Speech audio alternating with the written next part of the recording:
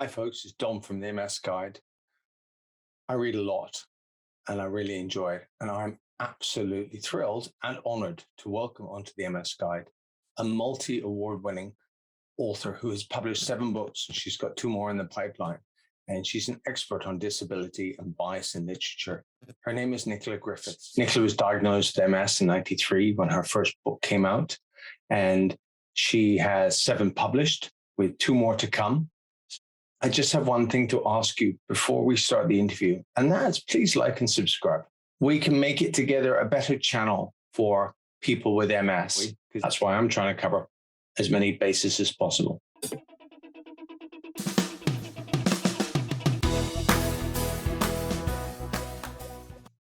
So you probably can't tell from my accent actually, but I'm a Yorkshire lass, born and bred, from Leeds, and then I lived in Hull, where I fronted a band and taught women's self-defense for a living. I moved to the US in 1989. I'm now a dual UK-US citizen. Actually, my immigration case made new law because I was the first out queer person to get something called a national interest waiver, where the State Department declares it to be in their national interest for you to live and work in the country. Okay, so you're writing the national interest bit? Yeah. It was as a novelist. So now I live in Seattle with my wife, Kelly Eskridge, who's a novelist and screenwriter. And we have 2 cats, who obviously don't write. I was diagnosed with MS in 1993, which was the same month. Actually, I got my diagnosis the same month that my first novel was published. So it was a very mixed month for me. I started using a wheelchair in 2016. I'm the author of 7 novels, most recently So Lucky. All my books have won awards. Some have won several awards, but So Lucky was the one that won the Washington State Book Award. My 8th novel, Spear, will be coming out in April next year. And then my 9th, Meanwood, which is best way to describe it. Let's just call it the sequel to the historical novel Hild. That will be out shortly after that. I've had short work published in Nature, New York Times, The New Scientist, and many other journals that don't begin with N. Have you been in the New Yorker? No, I have not. Okay. I think probably the most likely way I would get in the New Yorker is being a subject of a cartoon. What else? I have a PhD from Anglia Ruskin University. I'm the founder and co-host of Criplit, which is it's a Twitter chat and hashtag for disabled writers. I'm also known for my work identifying and tracing bias in the literary ecosystem. What else? Before the pandemic, I was really getting into wheelchair boxing, but obviously when the gyms shut, I stopped doing that, and I'm still out of the habit. Wheelchair boxing? Yeah. There's nothing. Okay, this may sound like a silly question. Do you have to turn kind of sideways to get at each other? Well, I actually hadn't got to the work I was doing. I was working with a coach who was also in a wheelchair. And we didn't do contact boxing. We used pads, and we talked a lot about self-defense and what we would do in certain situations, because I used to teach self-defense. But honestly, my main joy was hitting heavy bags. If you can make these 100-pound bags swing and fly and come off the chains, it's like, that's a good day's work. You make me think of a few people I know. One, I met you through Twitter, through Barbara Stensland, who writes, Stumbling in Flats, and Barbara's doing a PhD in literature, and she's also a builder. And she tells me a very funny story about a client coming out going, "It's very nice of you to help your husband out today." and she was like, "I'm going to clap you on the head with bricks if you don't go in." And then Mark Webb, he uses a wheelchair and he plays wheelchair rugby. And there's an awful lot of smacking into one another with that as well, and that's pretty impressive stuff. You look at it. So it's, I don't know. I'm very fortunate in the sense that I'm the outlier in the data set. I have MS, but I don't suffer great disability, which some ways it has its own challenges because people think you're just winding them up. They don't have some sort of visual reference point. But anyhow, I wanted to talk to you about disability in literature, because I can't honestly say that I really could give you my view on how it's portrayed in literature. And I was hoping you could tell us more about it. And also, feel free, Nicola, to tell people some books they might like to read, because anything afterwards, I will link to all of this if possible. Okay, well, I'll start with what to read, which is that sadly there's not very much. I'm thinking now in terms of fiction because I'm a novelist, so that's what I'll be essentially addressing. But on my website, I have a list of novels that pass the Freese test. Kenny Freese is a guy I know. He's a poet and academic, and he's disabled. And he came up with something called the Freese test, which is based on the Bechdel test. Are you familiar with that?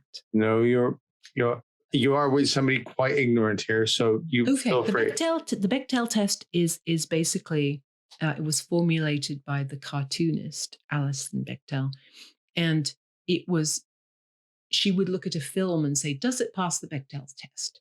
As in, are there two women named characters in the movie who talk to each other at any point about anything other than a man?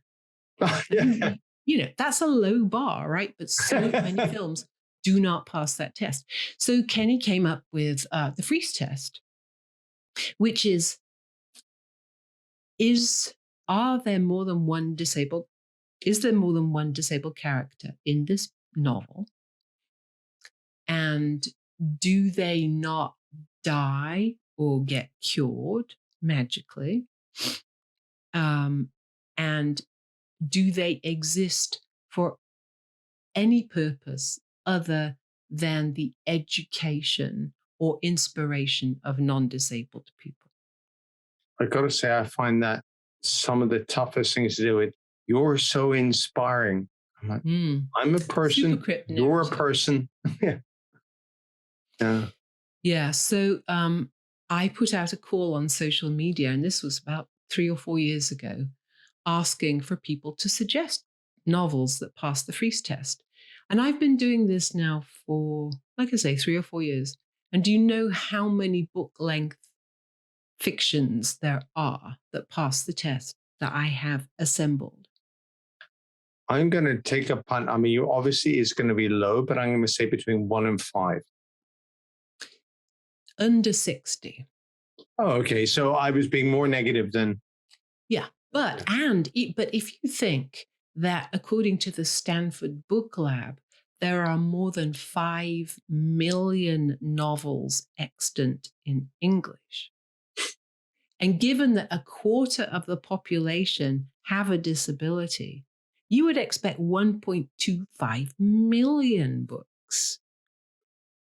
My mental mass, I'd said it's 6 p.m. for me, but 60 as a percentage of 5 million, I'm guessing is pretty damn small, isn't it?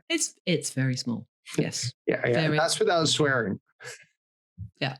So yeah, that's basically the bee in my bonnet, is that there is so little representation of disability in fiction.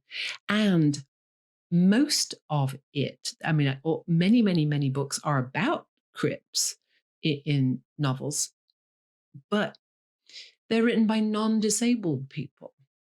So imagining what it's like to be you or me.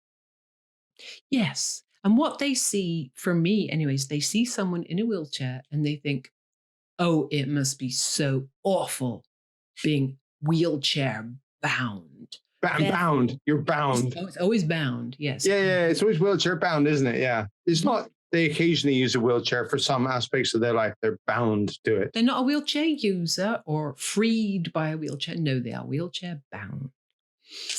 It's like you're duct taped into it. Yeah.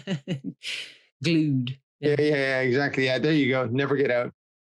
So they see that and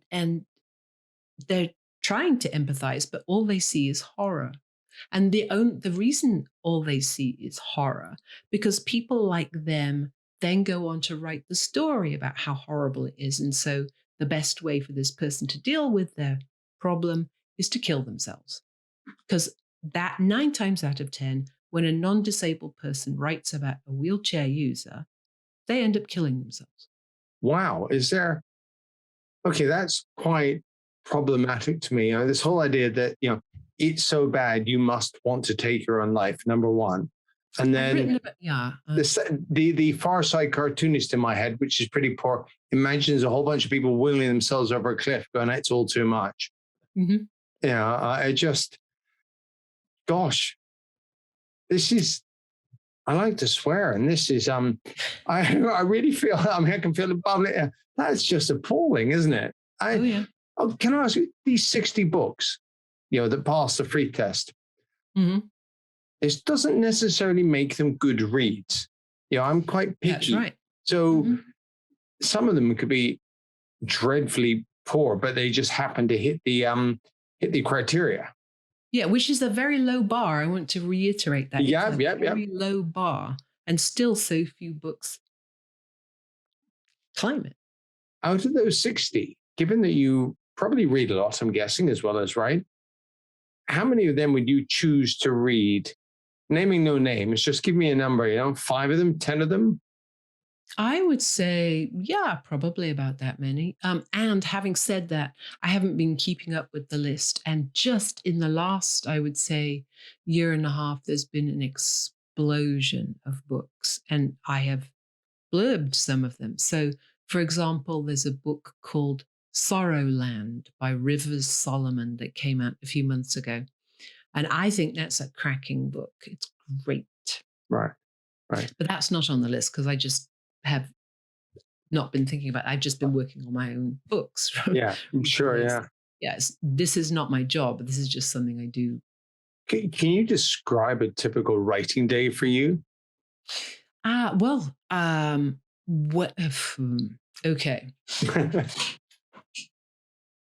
I don't have a thing I do typically every day. Right. Okay. I go no ritual. I go through phases. So when I'm beginning a novel, particularly the kind of books I've been writing lately, which are historically based, largely based in the 6th and 7th century. So I have to do a lot of research. I spend a lot of time sitting still. I look like I'm not working, but I'm sitting with a cup of tea, eating some chocolate, looking at the trees. But my brain is trying to fit things together. So proper thinking. And I move into the next phase, which is where I'm trying to pull together stuff into a timeline. And then I'm swearing and there's blizzards of paper everywhere and everything's a mess because I'm just trying to organize stuff. Do you type it on a computer or write it down by hand at this stage? Actually, mostly what I do now at this stage, in the research stage, is I use my iPad and pencil. I love it. I kind of wonder how I managed without it, actually, now. And then after that, when I have really begun and I'm cracking along, then what I do is I wake up and I set my phone, my iPad, and my desktop to Freedom. I have an app called Freedom, which turns off. And I set that from 8 till noon and I work. And then I have lunch and then I check email and go, ooh. And then if it's urgent, I respond to the email. And then I set Freedom again for a couple of hours and work. And last year, so many writers I know couldn't work last year during the pandemic and the lockdown. It was actually a really good year for me. I wrote 2 novels last year. One was a typical novel. I mean, are they? Well, I was going to say, one was very short. It's a short novel. It's longer than a novella, but it is a very short novel. It's less than 50,000 words. Okay. The other is very long. It's 280,000 words. So an average novel is usually about, let's say, 100,000 words. So I basically wrote 3 ordinary length novels last year, which Wow. is much, much quicker than my usual pace. But I wasn't traveling. I wasn't Yeah. talks. I wasn't flying around publicizing my book. I was just at home, and I couldn't have friends over. I couldn't go to the pub. Couldn't go boxing. I mean, I was just like, okay, I'll I guess you got to vent somehow, haven't you? Mm-hmm. Yep. What did your wife think? Well, she was also incredibly busy last year because she has written novels, and her screenplay, actually, her film is currently playing on Amazon Prime. If you would like to go see it. Oh, go on then. Tell us the name. Other Life. One word. Other Life. What I'm taking away is disability. Forget MS for a second. We're all disabled. Is incredibly poorly misrepresented, and if it is represented, it usually fails because it's of the sort of, oh, you plucky individual, and you're fighting inner battles and inner torment, and the inner torment wins and you kill yourself. Yeah, or you're magically cured, or basically you exist as there's a term, you exist as a narrative prosthesis. Yeah. The Crip character just exists for the education and inspiration of the non-disabled people. But you're not part of the plot. You're there for them to riff off, to show how right on they are, that they get it, and that the rest of us mere unenlightened mortals can learn from their insights into. Mm-hmm. Yeah, I can kind of write this as well. Oh yeah, and that's it. It is such a cliche. It's amazing. I'm bad about it, actually. Mm-hmm. So there's a link on my website to that if anyone wants to go see it. So it was another friend of mine that I was talking to, and he was looking at literature about MS particularly, and he wasn't overwhelmed with the quality of it. He seemed to feel that it took two fairly distinct paths. Men were about heroically managing a decline, and if it involved women, it involved some sort of knight in shining armor man who came in to take them away from all this, and he was incredibly understanding, which is almost speaks to the Cure kind of thing, because in some ways, and he found this extremely problematic, which I get, there was no crossover. It was suddenly really gender distinct about how this was managed. We weren't talking about the writers and whether they were disabled or not. So, have you ever been accused of plagiarizing? No. Actually, there's a phrase in not my last book, but the book before, where one character says to the other, men are afraid that women will laugh at them, and women are afraid men will kill them. And a couple of people said, well, that's Margaret Atwood's thing. So why would someone in the 7th century be saying this? And I said, well, actually, what Margaret Atwood said was this. And this phraseology that we're all used to now is kind of the wisdom of the crowd. So it's not, I'm not plagiarizing. Also, to be honest, I was hearing this kind of stuff when I was teaching women's self-defense. So yeah. And I think we forget the effect that I don't feel guilty for it because I don't set out to alarm, but the fact that it's going through another person's head that I may constitute a threat to them, I find weird, but I can understand it. No, I mean, I never forget it because obviously I'm a woman. Although I have to say, I don't really get that nervous. I mean, I used to enjoy fights as a kid. I've done a lot of martial arts. I used to teach women's self-defense. And I have the kind of chair where if I went at speed at someone, they would lose. Has it got those foot plates down where you think, God, if those things get me in the shins, it would be game over? Yeah. And also it has power. It's a manual chair, but it has power assist. So I can go fast and hard, and it's a heavy chair.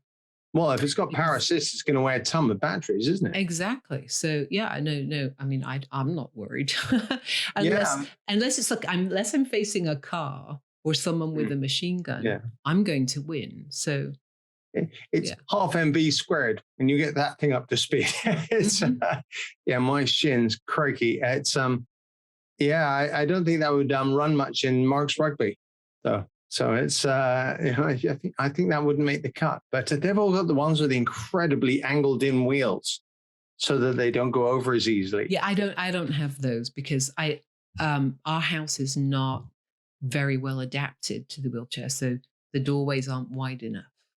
So if I had that, we would need to take walls down, and don't quite have the money for that yet. So yeah, but it's I think they're very specific. It's like you wouldn't wear studs any other time, but playing football or rugby or whatever. So it's not going to be. What am I trying to say? It's horses for courses, isn't it?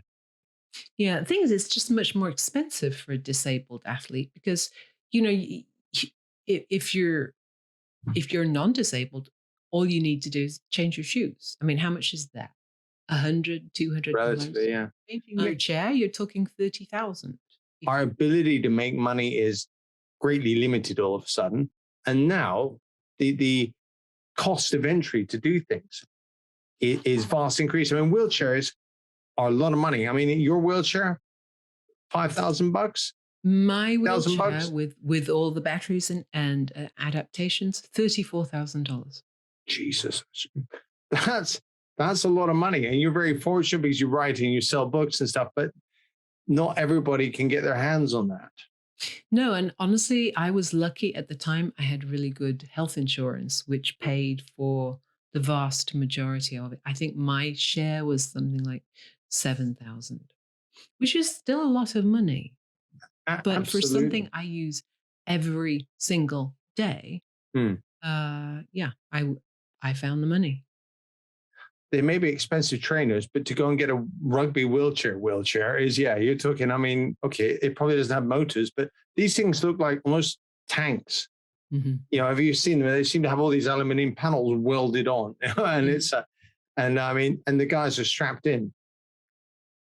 So it's, I would find that mildly frightening to be strapped in. I mean, just having a machine for, if you go flying, yeah, but I think it's for their own safety is the impression I get, because you don't want a bunch of fast moving guys in wheelchairs with one of them suddenly popping out. And I say guys in the North American sense. Ballet, right? Yeah, exactly. Yeah. By the way, I do say guys in the North American sense. To me, it's an inclusive everybody. Hey, guys. So it's in my grandpa Canada. I've been pulled up on this by somebody in the UK. She said, "What about girls?" I'm going, "Oh, they're guys too." Yeah, well, no, I mean, I'm not. So yeah, no, but you know what I mean. To me, it's just this inclusive term, but it's so like mankind. Well, mankind is. I mean, I suppose you grow up with it. Mankind, people kind. The human race I prefer. The human race covers everybody. So it's I like "Hey folks" as well. That's how I started this interview. That's what I was going to suggest. I think that's a very good. Yeah, no, but when you're born and rinsed in something, sometimes it's very hard not to say it because it's so far down and buried in your head as one of these things.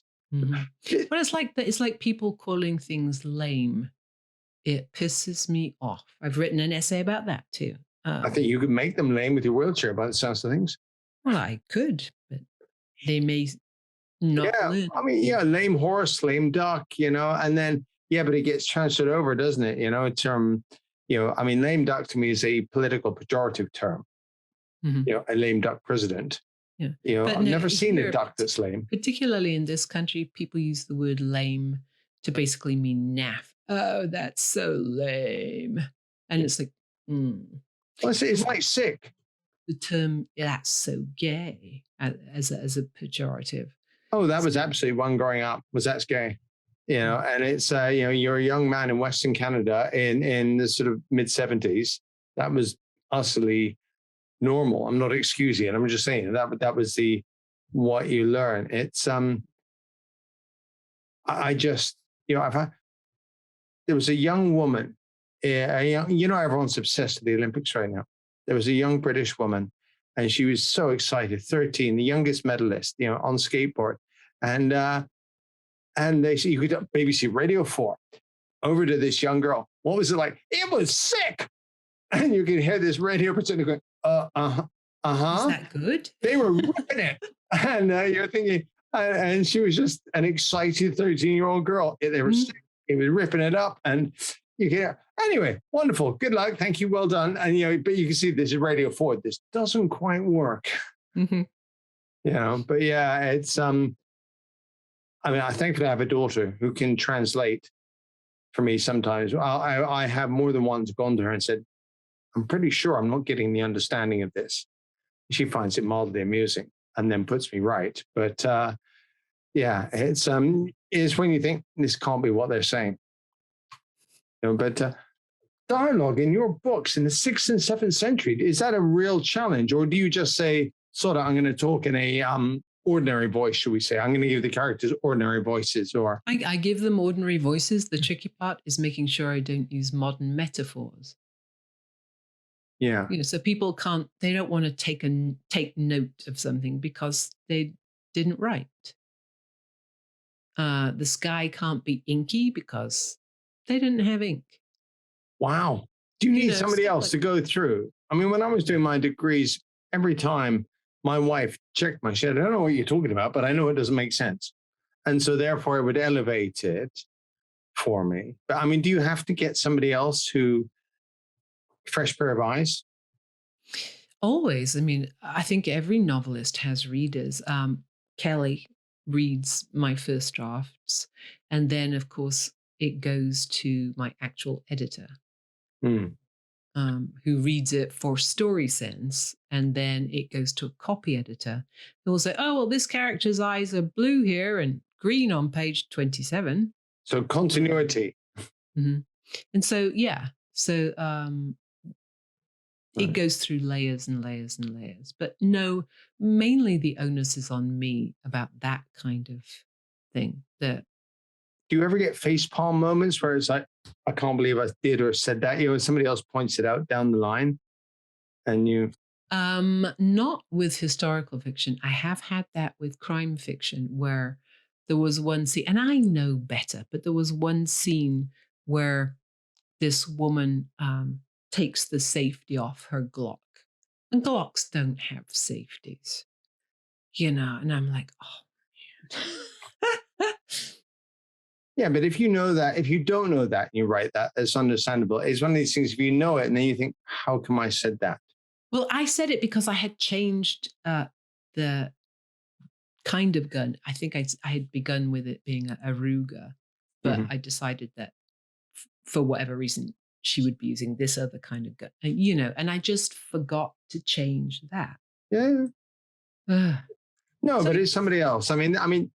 That's as much a metaphor for MS. Sometimes I need to occasionally run things by somebody else, usually my wife or some of my friends or something. It's like, does this make sense? Or my brother, who is sort of cruelly direct, and I know he doesn't mean it, but we're brothers. So it's just like, no, you're an idiot. And it's that simple, but I have, I know I can rely on him to be very direct about it, but spotted as well. He won't go, oh, I don't want to offend you. It's just, he's more than happy to offend. Oh, I get so tired of politeness. I believe everyone should be polite and courteous. But there's a difference between that, just wanting to avoid conflict, not wanting to upset you. I would rather someone just said, well, this bit here, that's just crap. Here's what you're doing wrong, and here's what people will think of it, and here's why, and you're going to upset this whole group of people because you've made this mistake. And I'm like, cool, I can fix that. I was asked to review a document, a clinical consent form for a trial, so not sexy writing, but and you've got to sort of tick certain things. And I ended up making all these comments and putting them in and sent it off, and then just thought, that sounds very direct. And I just sent a note to the recipient saying, please understand, I'm not being rude. It's just I haven't got time to couch everything in super nice terms. Mm-hmm. You know, you don't use this word here. End of. Move on. Mm-hmm. You know, and but I still felt the need to just ensure that they weren't rubbed up too far the wrong way by me saying, broadly speaking, this needs a rewrite. Yeah. And that's a kind way of putting it sometimes. I suppose you must get asked this 1,000 times. I'm not asking you from me, but I know people who do this. It's my view that people should write anyhow because it's good to get it out regardless. Mm-hmm. But I don't think everybody has a book inside them either. I just don't. And if some people, they need to keep it inside them, frankly. You know, that's the best place for it. But it's, what would you say to an aspiring writer with MS who wants to write about MS because they think because they have MS, this should make it a better thing? I would say if you have a story to tell it, and then decide before you begin whether you want it to be fiction or nonfiction. And if it's going to be nonfiction, what kind? Is it going to be just for people like you? Would it be for your younger self, for example? Would it be for your family? Would it be for a whole bunch of raucous Crips in the pub having a pint and going, oh, yeah, I hate it when you do. Who is your audience? What are you trying to say? And if you're writing fiction, then decide how autobiographical or not you want it to be. Because my most recent novel, So Lucky, is the only book I've ever written, and probably the only book I ever will write about MS. It's a novel. And the woman in it, MS, So Lucky. Yeah. It's about a woman who is diagnosed with MS. And she lives in Atlanta and works for a nonprofit. She works for an AIDS foundation. But it's not autobiographical, even though the woman, her mother, is English. And so she has an English accent. And I did that deliberately because I was going to do the narration and I really didn't want to do an American accent. That was cunning. So I thought, I'll just do that. Otherwise, she's wholly American, apart from her accent. But the number of people who they see that the author has MS, and so they assume everything in the book is autobiographical. So they're connecting it up in a way that was not intended. Yeah, no, I'm guessing, Nicola, you don't appreciate. Yeah, she's younger than me. She's much more brittle, much more angry. Mm-hmm. I'm not generally an angry person unless you really piss me off. And then I can be. Yeah, righteous. We've heard about the powered wheelchair. Yeah. So that, but you have to just, for some people who don't wish to be published authors, just write, whether it's a poem or a song, a short story, whether you're journaling, writing a diary about what you learned and felt that day, or who you wish hadn't done what to you, or you wish that you had done. Just write, because, well, I'm a writer, so I'm biased, but I think writing is a real way to answer questions for yourself. Do you read your own writing when you're done? Do you go back and read it again? Will you pick up a novel you wrote 4 years ago and reread it? Generally not. Every now and again. Usually there's usually at some point with every project where I think, oh my God, I can't write. I don't know why I ever thought I could write. And so I pick up one of my old books to read, to reassure myself that, well, yeah, I used to be able to write, so maybe I can write again. I never read what I wrote. It makes me cringe. That's why I asked. We see my nonfiction, I reread that all the time because it's the kind of thing. I usually write nonfiction as, so usually, honestly, some kind of exploration where I'm trying to find out what I really think about something. And so I write the nonfiction, and then it becomes a kind of polemic where I'm trying to tell other people what I think about things. And so, yes, I see those things over and over again.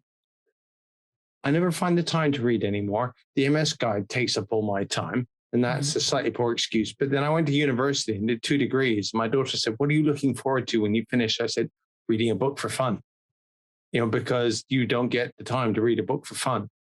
But I have 2 favorite American authors, David Sedaris and P.J. O'Rourke. And I didn't know where they fit in. Do you enjoy them? Would you tell me some others? If I told you they were the kind of people I liked reading. Well, so you like kind of the sly humor? Oh, yeah. Well, and also the really bitchy humor sometimes, David Sedaris has the single best line to open a story I've ever read. And he said, "I was on the porch drowning a mouse in a bucket when a van pulled up, which was strange." And it just goes from there. But I thought that is just. Yeah, no, I was reading a review just this morning, actually, of a book of short stories called New Teeth by a guy called Simon. I'm sorry, I can't remember his second name, but New Teeth. It sounds like the kind of thing you would enjoy. They're short stories, and so, for example, one short story is it's basically a noir detective story, but the protagonist is a toddler, and his client is his infant sister. So, basically the big boss around here is mom. Everyone's on the take. They're all in on it. The dentist, So it sounds like the kind of thing you would enjoy. Right. Okay. No, I appreciate that. But Nicola, I'm so grateful that you've invested some of your time. And I need to thank Barbara Stensland on camera for. Yes, thank you, Barbara. Thank you. Helping put us in touch. Barbara just cracks me up. So it's anyway, you have a lovely day. You too. Bye-bye. Bye-bye.